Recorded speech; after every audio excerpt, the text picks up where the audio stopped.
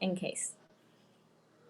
All right, and we're back at Expert35. I'm your guest. I'm your guest. I'm your host with guests, Gabriel Garcia, talking about the challenges, the hardship, and the opportunity. As promised, we've got experts from different industries, 35 different industries, and today we're going to talk about culture and race with Aileen from Mama Lingua. Aileen, thank you so much for joining us today. How are you? Good, and thank you for the invitation. This is a great opportunity. No problem. No, it's so good. I've known you for a couple of years now. Super impressed with what you do. But tell us a little bit more about you. Tell us about where you come from. Give us a little bit of background so people know who they're chatting with today. Well, I am a Latina, born and raised in Miami, Florida. And, you know, more about me, I don't know, grew up in Miami, then somehow ended up at Georgia Tech for college, and then New York City, and then now I'm in Austin. I am a passionate bilingual parent trying to raise bilingual kids in a bilingual home. I am the Spanish-speaking parent, and my husband is a monolingual English speaker. And so it's been an exciting journey, and excited to share my passion. And that's how this all came up, right? You wanted to help him have tools where he could actually be more involved in the education of your child, right? Yeah, I think it all started with wanting my children to be bilingual and hoping that they would learn it, embrace it, and become bilingual. And in my efforts of creating a community, a bilingual community, Mama Lingua was born.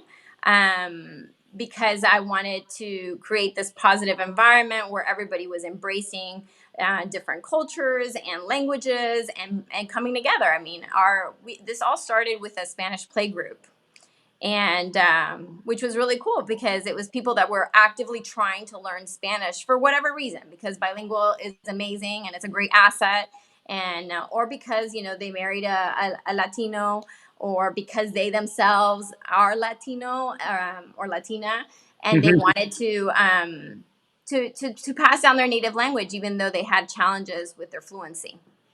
Right. And I think that's something really interesting, right? Is there's so much we can learn from bringing cultures together, and especially now. I mean, I think one of the reasons that I thought it was such a good time to bring you on to Expert35 is there's some hate speech, some hatred, there's like a separation, like the country's not unified. And one of the things that I believe is language unifies so much, right? I am also from Mexico. I immigrated to the United States. I learned English. English is my second language, but it's something I totally believe in, is keeping those cultures and the opportunities that generate. So, you know, one of the things that I hear, and I really, you know, want you to dive into is, you know, why is it important that the parents be involved? Why isn't it just like, oh, learn a language and go to school? Like, how does that work, and why do you see that as the most important foundation? Well, I think if parents are involved, kids are more involved, which is with anything, no matter if you're learning math, science, reading. And so the same thing goes with learning a second language. If a parent shows interest and dedication and value in learning a second language, then a child is more engaged to learn. But going back to what you previously said about, you know, speaking two languages, I mean, the mission behind Mama Lingua is that we believe that we can bridge or break the barriers that exist in our society through language. If we are able to talk more than one language, we are able to understand each other better, which is a big reason of why I wanted to raise bilingual kids. I feel myself as very valuable because I am able to talk to a variety of people, right? I talk to Spanish speakers, I can talk to English speakers, I can also talk to Italian or Portuguese, because it's all around the same language. And just being able to connect, it allows you to understand and build empathy. And so and I think that has been the greatest gift of all, is seeing my kids understand that and value it and desire to use it to connect with other individuals in our community and bring the community together. I'm going to put that slide, because you're almost hitting some of these big points of why like dual language is so important, right? and you started with connect. So you walk us through, yes, why is it that language brings everybody together? Well, you can have it breaks, so like I said, it breaks barriers. It breaks Mhm. barriers in our community because we're allowed to advocate for each other. We're allowed to understand other people's point of view, our community's point of view. We're able to help. I mean, just basically be a kind human being if we're able to communicate. And also, even from, and which is why I think that the education system has now embraced it from a dual language standpoint, is that, you know, a child that has multiple languages has a whole repertoire of language to pull from, not only English but also Spanish. So it's not a deficit that you speak two languages. Instead, it's an asset. Your brain is working in parallel, two language systems, enhanced cognitive functioning, problem solving skills, because you're able to pull from different areas. And I just think that now with research, we're able to understand all the benefits of it. And now the research is going into the school system. But there's still a lot of work to be done in this area so that we can continue advocating for our students. I mean, Hispanic population is 1/3 of our population. We are currently the second largest Spanish speaking country. So the more that we're able to unify our community and advocate for our community, it will only make us stronger because kids are our future. Well, we were talking offline. You're saying by 2024 we'll be the largest Spanish speaking country. Yeah. So obviously you and I speak Spanish, so we're biased. We think you should speak Spanish, but I've learned other languages as well. I've got some questions that are super timely. So here's a question from Jennifer Johnson: how should a 50-something get started learning a new language? So we talk a lot about a Spanish sanctuary. We talk about, you know, choosing a place where you will learn the words and phrases in your everyday routine and implement Spanish. So really, through immersion and context, does actually language stick in your brain? And this is a concept that we use with our first application that we published 2 years ago, 3 years ago. It was the whole idea of chunk learning. If we're able to give you phrases to use in those routines, then you're able to use them repetitively, which creates permanence and it becomes second nature. It's how our children actually learn a language. They don't learn grammar or anything. They just learn the words and phrases in context as we are talking to them. Like, it's time to eat, or es hora de comer, and you're putting food in front of them. So if you can choose a place in your house or your routine that you desire to only, or that you choose to use only Spanish, and then once you master that, then just expand beyond that. It's actually how I learned Italian as well. Um, you know, I was really fluent in a Italian coffee shop. Because I was able, I knew what was the phrases that I needed to use to get my cappuccino and cornetto. So I think it's not feeling intimidated, and actually the biggest thing is getting over the fear of speaking bad. I mean, I myself, as a bilingual, also had to get over the idea that I wasn't completely fluent, and that I was gonna make mistakes, and that it was gonna be okay, and that instead it kind of helped in building relationships with Spanish speakers, and that helped me improve my fluency over time as well. Great feedback. I love the idea that you were learning in a coffee shop too, because I mean, I learned, on the field, and I learned, the hard way to learn English. So, my parents took me to a dual language school, and unfortunately, it just wasn't the structure that I needed. I needed more structure to learn. But I got a question from Carla: how do you know when to start teaching a child new languages? And it's plural. She wants new languages. I love it.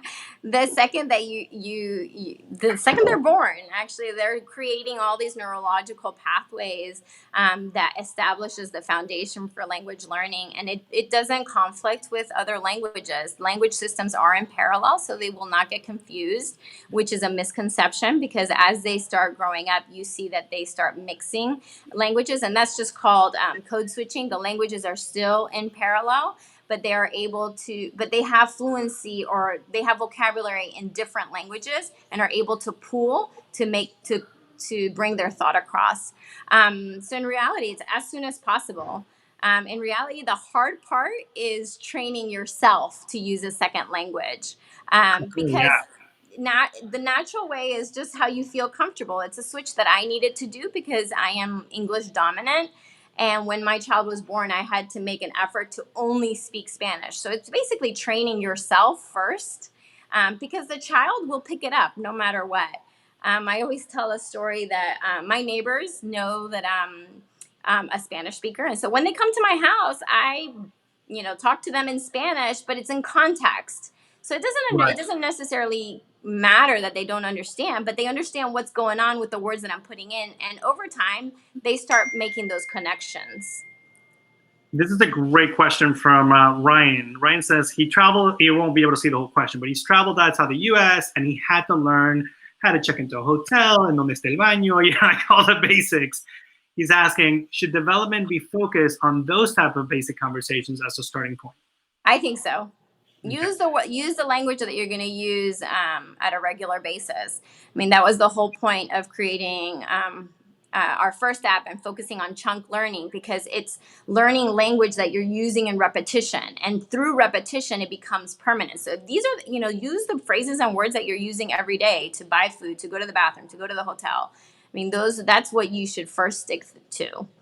And just make it like there's repetition, right? Like Yeah, always, repetition makes permanence. yeah, say por favor, and like just little things like that. I've actually seen it in where, if you do sit down for dinner and you say like something before dinner just to give thanks, like always do it in the same repetitive manner, Yeah. because that'll do a lot of good, in which they'll start connecting the dots between them.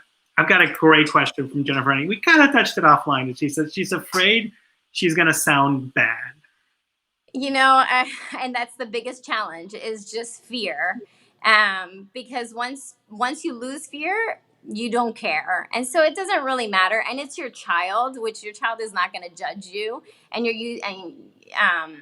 using it in private a lot of time, and then once you build up your confidence level, you can start using it in public. But most people are not going to say anything. Instead, they're actually going to be really embracing the idea that you're at least trying to make an effort. Yeah, no, and I see that all the time, especially if you are in a professional environment. If you just start with, some basics, right? The key though is not so much sounding bad. And maybe this is where I'm going to turn you loose on the chat later, Aileen. Let's put a couple of words that you should not translate directly. Like people say, like, I'm embarrassed, and then they'll use embarazada, and that means pregnant, right? Like there's a couple of, I don't know what the right word is, but they sound like that's the right word. And But you that's know more what? important. It's okay. It's okay. It's okay, because I currently, in working with international publishing companies, I've said things that I've pulled from my English vocabulary, English language, and have converted it into Spanish, and it doesn't translate. And it's just a funny moment. And it's an opportunity of learning. I mean, so in English, we say reservation, right? Like when you feel Yeah. reserved. Well, it doesn't translate to Spanish. And I used reservación, and they were completely confused. So, but it was a moment of like, it's okay to make mistakes, because at least I'm making an effort to talk in Spanish. And I think that is the beauty, and that's why we believe in Mama Lingua, that language brings community together, because you're trying to come over the bridge and make a connection and understand, and it shows empathy, and it just shows initiative. Here's a great question. So we've got, for our bilingual children who are going to English only kindergarten. So I guess they're bilingual, they're going to English only.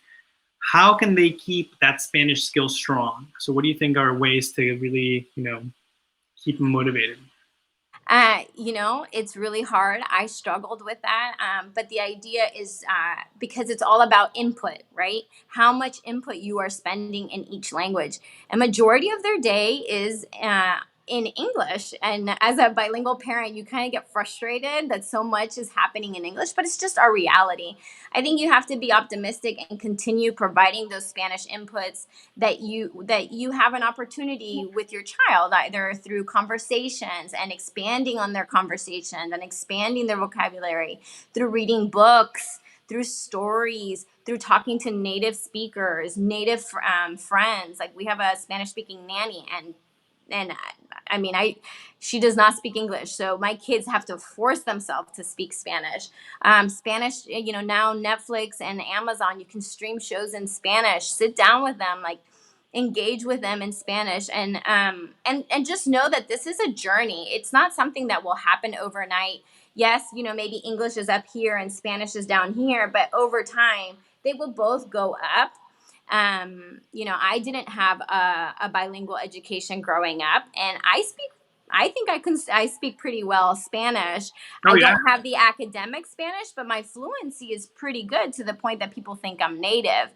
So over time, I was able to build my fluency. My academics not there, of course, but I am able to communicate fluently. And so it's gonna take time, and then you at least you're creating the foundation that if they want to continue expanding their repertoire or their language fluency, they could take it from all the work that you've done and go beyond that. Either they study abroad or work abroad or have an international experience. So I think any effort is a positive effort. Totally. And I totally agree with this one. This is an interesting question from Jana. She's asking, where is a good place to find a Spanish speaking nanny? I post constantly my nanny on Facebook groups. I know there's a ton of Facebook groups of nanny shares and stuff like that. I don't know about care.com if there is a button that says Spanish, but I know on the Facebook groups there's always people posting about looking for Spanish nannies. So I think that that's a good place. Or find a Spanish speaking person to give you references. They always know people. Right. The Hispanic community has a large network, and it's a very collective culture where we all try to help each other, connect each other. So definitely talk to a Spanish speaking friend or neighbor, and I'm pretty sure they can connect you to the right person. Yeah, and I think once you start bridging that gap, and if you start speaking a little bit of Spanish, you're actually going to get better deals, right? Because we are a culture of negotiation, and you're also going to find kind of like the inside track. So reaching out to other native speakers is going to be a really good way to just improve your overall community. I got a great question from Christian Acosta. He's like, what are the benefits of dual language schools to language learning? What are the benefits of dual language schools to language learning? Are we comparing? I'm not. Well, I think they're saying, like, should you put your child in a dual language school? Like, is there Versus just a regular, Mhm. like or a like a typical fully school. immersion to it? I guess you could be asking. I think why not? Like if bilingualism is such an asset, it creates great problem solvers, empathetic children, Not put that. enhanced cognitive function. They say that there's research that shows that a child with bilingual capabilities, their scores exceed that of a monolingual just because they're pulling from two languages. And I mean, you probably remember SATs that some of us took Latin because so that we can figure out the vocabulary. Well, Spanish is based on Latin, so you're able to pull from two different language systems in solving problems. And I think that because you have two languages in parallel, it creates an ability to function in chaos. Totally. um, Totally agree. Totally agree. Aileen, my favorite part of the show, we always talk about 3 things parents can do right now, or we can do now. But we'll talk to parents. Like, what are 3 actionable things they can do? Obviously, we've been talking a lot about, race and culture and getting past some of this tension. And a lot of the listeners in our group are not dual language yet, right? So how would you even start? Yeah, I think we need to really think about what kind of future we want, what kind of as children leaders we want in the future, and because we are the parents that are creating that foundation, so we have to start having those conversations. What is right? What is wrong? You know, we're all unique. We all bring something to the table. We all deserve respect. We all deserve love and opportunities and experiences. And so I think that that's very important. And also have the conversation of the importance of knowing beyond what we know as our home culture, like going beyond, looking past that. because if we are able to expand our child's multilingual and multicultural perspective, it will only unify our very diverse community. In the United States, like we're a country of immigrants. It will just unify us and make us stronger because we all have something to bring to the table.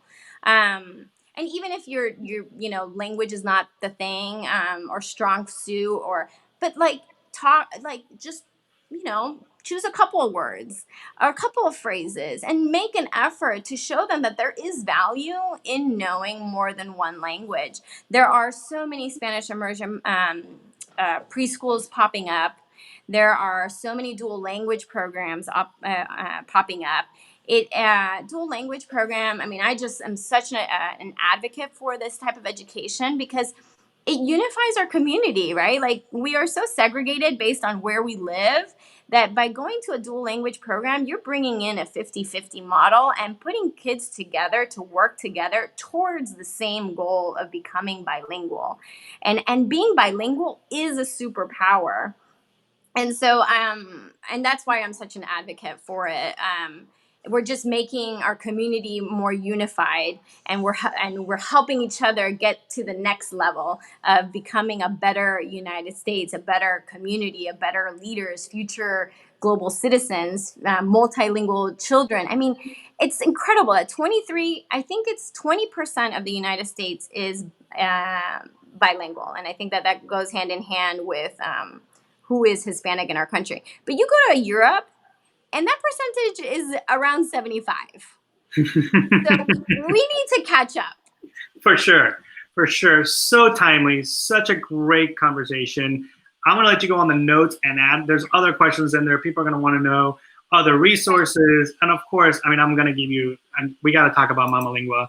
You've actually now you have an app originally to help the non-native speakers help their children, but now you're building a whole new platform that's like an emerging platform. Tell me a little bit about what that is. So Mama Lingua Go is a platform for all the resources you need to raise a bilingual kid. So the whole idea was that finding content and resources to support your efforts in raising a bilingual kid is so hard to find and time consuming. So we want to empower parents to be successful in this journey and be able to find it all in one location. So we're curating content from around the world. We're creating our own product. We're aligning it with educational curriculums and mating our and language milestones so that we are able to take every child, whatever fluency, age, or interest, through the journey, through the language journey, providing parents with the tools they need to engage with their child in a second language. And so we're really excited about this. We're going to be launching with a Fundly campaign, a crowdfunding campaign called 1,000 Parents for Bilingual Learning or Bilingual Education, in an effort to make this a community mission, a community effort of that we want bilingual education. We want to empower the parents that are pursuing bilingual education at home or at school and help them be successful and create wonderful leaders for the future. Well, and all the stuff you've ever cranked out has been incredible. First, because it's hands-on. I mean, you needed this stuff because of the way you were raising your kids and with your husband not being a native speaker. So I absolutely love your energy, love your enthusiasm, love how you bring cultures together.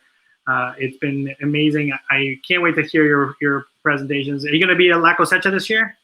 We are actually presenting at La Cosecha, which is very exciting. And the whole conversation will be around translanguaging and and educating parents about what is translanguaging, and that is something to be embraced.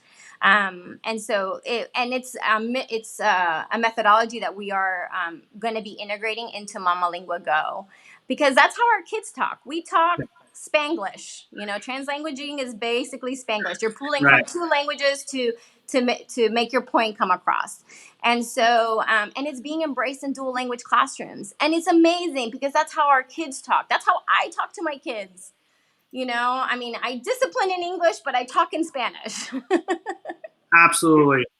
Well, Aileen, so good having you on the show. We got a bunch of questions. I'm going to let you go onto the chat and keep answering questions because there are people asking you stuff in Austin. I know you're in Austin, but obviously we got listeners from all over the U.S. and internationally. Thank you so much for being on the show. It's been amazing. If you want to follow our text Expert52, you'll get access to our app, access to some of the new stuff with Mama Lingua Go. And again, thank you so much, Aileen, for being on the show. No, thank you for the invitation. It was wonderful. I love talking about this stuff. All right, guys. Oh, sorry, I just chopped her off.